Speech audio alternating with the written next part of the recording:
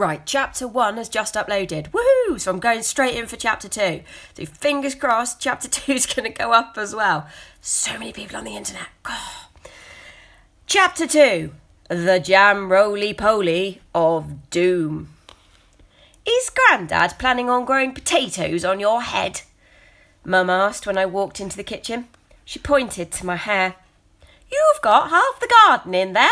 Shower, now, and be quick. Tea's nearly done. I groaned, but there was no point arguing. Not when Mum had her "I will not be moved, even by a runaway rhinoceros" look.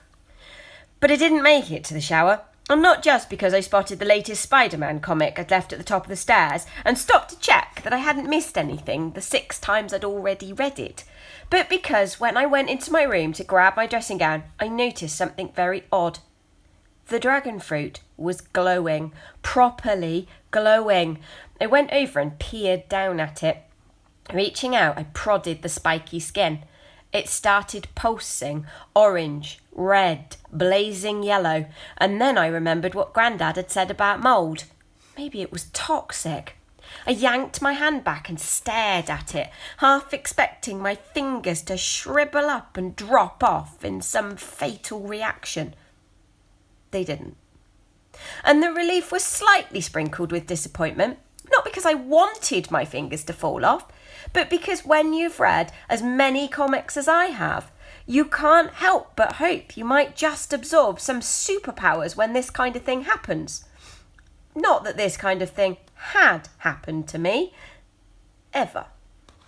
The fruit had stopped pulsing and now looked pretty normal, apart from the glow. Before I could prod it again, I heard Mum shouting from downstairs that tea was ready, and if no one was here to eat it in exactly 30 seconds, she was giving it all to next door's dog.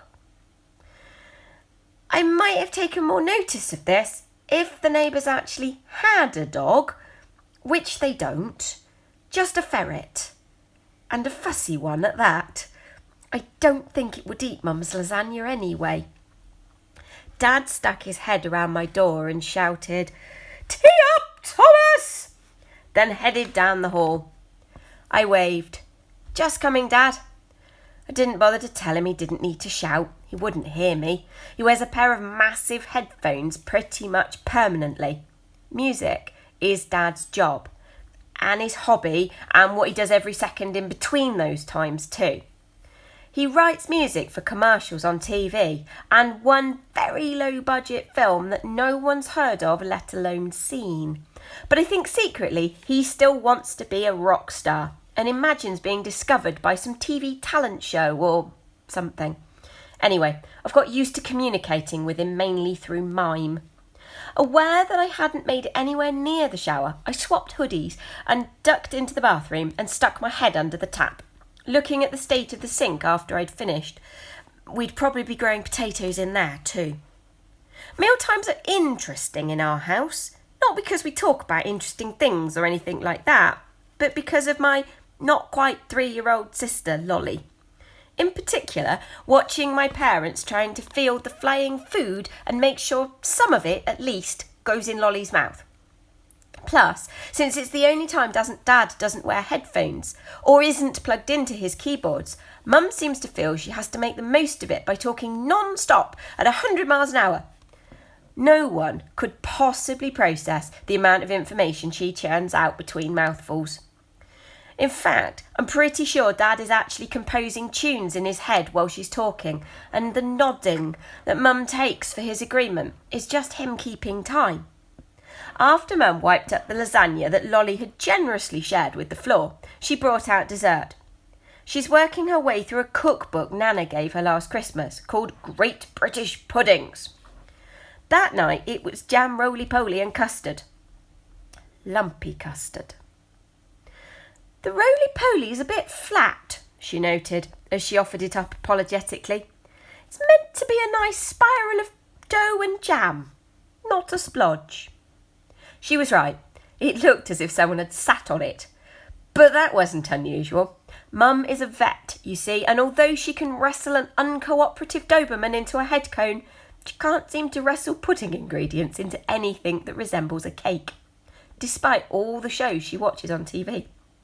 Of course, that could have had something to do with her leaving out half the ingredients to make it healthier. Sugar-free cake is not cake in my book. But being bombarded with shows about producing the perfect pudding while at the same time being programmed to make sure everyone eats their 5 a day of fruit and veg makes desserts more difficult for Mum than for the rest of us. I wanted to say something nice to make her feel better, but I'm really not great at lying. Dad was staring out of the window, humming under his breath. I needed him to step in quick before I blurted out something that would probably end up making Mum hurl the whole dish at the wall, which was not necessarily a bad idea. Just then, Lolly grabbed a piece and stuffed it into her mouth, and then spat it out. Mum looked horrified. We watched as Lolly picked up another piece, unravelled the dough, and happily started licking the jam out of the middle. See? Lolly likes it. Mum didn't look convinced, so I dived for a piece and started making what I hoped were believable yummy noises. Mum sighed and just said, "Can't you call her Charlotte?" "But she likes being called Lollybob, don't you, Lollybob Bobbleob?" I replied, still chewing a tasteless lump of dough. Lolly giggled and stuck out 2 jammy hands to me. "See?" I said. Finally, managing to swallow the leaden ball of dessert. It lodged in my throat and I had to take an enormous gulp of water to get it down. Mum turned, and while she was wiping Lolly clean, I grabbed the rest of the roly-poly pudding from my bowl and stuffed it in my pocket. Thanks to my sister, I was going to be saved from eating any more.